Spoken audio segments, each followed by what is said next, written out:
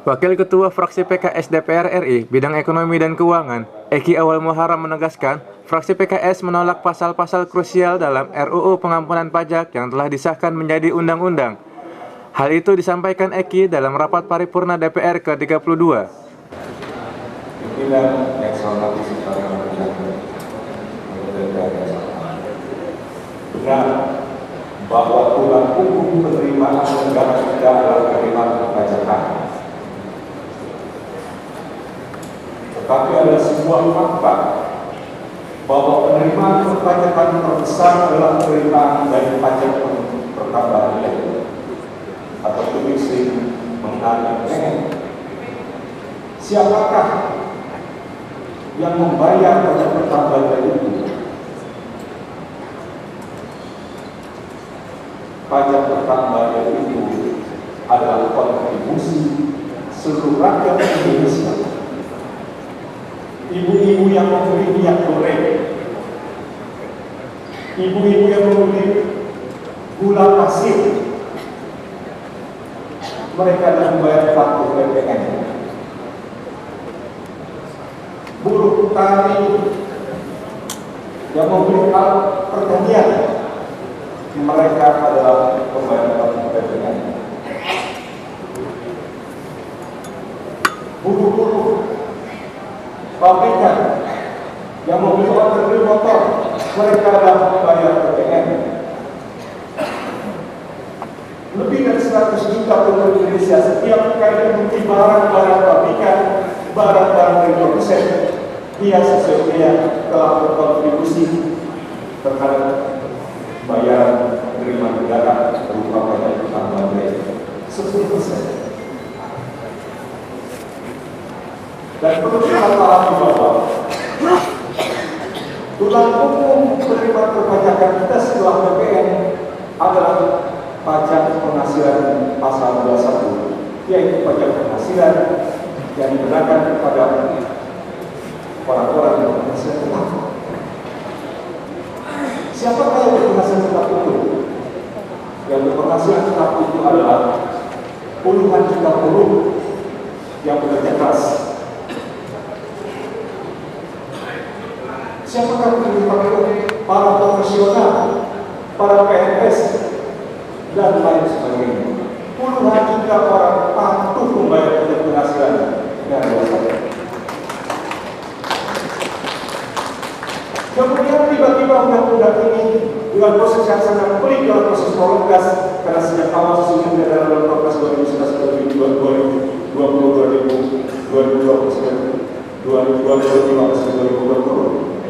tiba-tiba ada pengajuan ekspedisi dan disepakati masuk dalam prolonggas. Tahukah kita bahwa sasaran utama dari pengampunan pajak ini pada awalnya adalah wajib pajak besar yang tadi disebutkan memiliki dana sekian ribu lebih yang belum dilaporkan dan tidak dilaporkan di dalam laporan perpajakan. Siapakah mereka? Mereka adalah segelintir rakyat Indonesia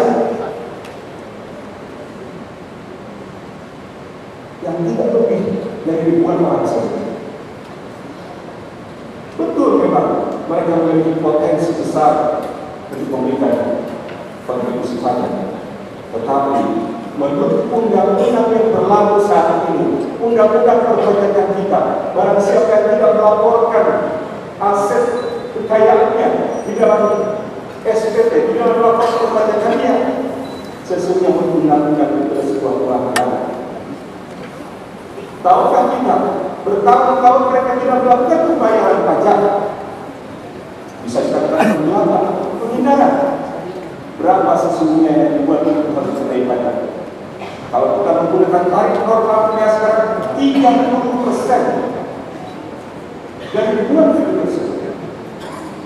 Tahukah kita bahwa itu harus dikenakan denda sebesar tidak maksimal 48% dan hutang pajak yang harus dibayar? Tahukah kita bahwa ini juga berpotensi merupakan tindak pidana perpajakan yang diancam hukuman berat ataupun mengganti denda 4 kali lipat dari jumlah yang dikenakan.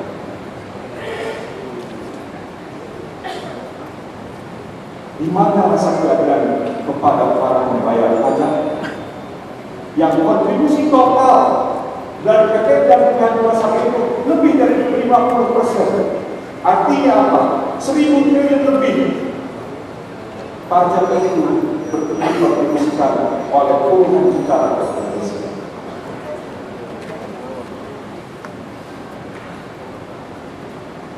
Jadi pembinaan, kalau publik tidak mengampuni, tak pun mengampuni, karena ada kebutuhan dana.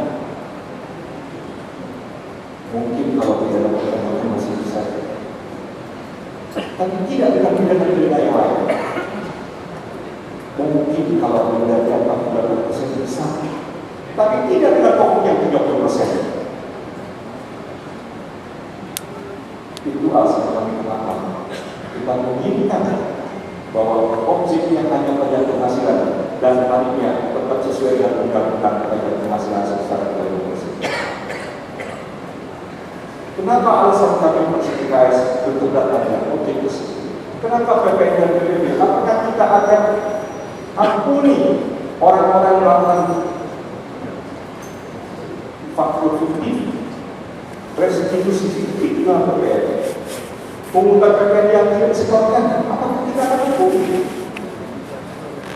Dan mesti ingat, asas pidana undang-undang ini kontekstasinya adalah PPH dan deklarasi aset. Pernyataan aset ini semua terjadi dalam PPH. Itu alasan yang pertama. Alasan yang kedua pimpinan, kita paham dan kita mendengar berulang-ulang dari pemerintah bahwa undang-undang pengampunan pajak ini bukan dimaksudkan untuk melindungi para koruptor, melindungi human trafficking, melindungi terorisme, dan melindungi dana pensyaratan. Kita paham itu. Kita tidak juga ingin melindungi sumber-sumber aset yang berasal dari narkoba yang telah rusak negara ini. Tetapi ada pasal yang menurut salah seorang pakar hukum pidana mengatakan bahwa pasal itu seyogianya berlaku perlindungan.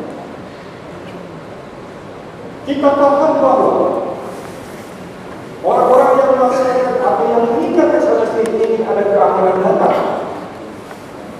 dan data-data harus dilindungi. Itu kita paham dan sudah dipastikan di dalam undang-undang ini bahwa data-data SLS itu dilindungi dan bersifat rahasia. Bahkan yang membocorkan perdebatan sudah selesai di pembahasan pajak. Kita di sini mengambil keputusan. Saya silakan, saya ini kalau diskusi Kami ngomong. Yang di belakang baju kuning, yang lagi nyala-nyala, bangun ya. Menteri, Wakil Menteri, Pegawai Kementerian Keuangan dan pihak media berkaitan dengan pasal pengampunan pajak dilarang membocorkan, menyebarluaskan dan atau membagikan data dan informasi yang diketahui atau diketahui oleh pajak pada pihak lain. Artinya semua data di-first, ditutup, dikunci, tidak boleh diserahkan kepada satu, termasuk kepada aparat penegak hukum. Jadi pasal itu sudah cukup sesuai untuk diindikasikan, bahkan ditutup dengan ancaman pidana 5%. Karena itu Fraksi PKS pimpinan mengusulkan pasal 20 yang berbunyi dan informasi yang bersumber dari surat pernyataan dan lampiran yang diadministrasikan yang berbunyi atas perlindungan tidak dapat dijadikan sebagai dasar penyidikan dan atau penentuan pidana terhadap wajib pajak. Kami minta pasal 20 dihapus karena sudah cukup dengan pasal 21 terkait dengan kerahasiaan. Poin 3. Poin berikutnya adalah pimpinan terkait dengan repatriasi. Kami memohon pasal tentang holding period. Kita ingin dana yang masuk ke Indonesia itu betul-betul cash flow, betul-betul capital flow dan di hold sebesar 5 tahun. Demikian pimpinan atas catatan itu dan saya mengucapkan terima kasih kepada pimpinan dan rekan-rekan fraksi yang lain dalam proses pembahasan. Tetapi sikap politik kami tidak memenuhi hambatan dalam pembahasan. Kami tetap setuju untuk dibahas dan ajukan ke paripurna, tetapi tolong dihargai sikap kami atas pasal-pasal yang kami jelaskan barusan. Kami berdandan. Terima kasih. Dari Jakarta, Erwin, PKS TV melaporkan. Klik like, share, dan jangan lupa subscribe.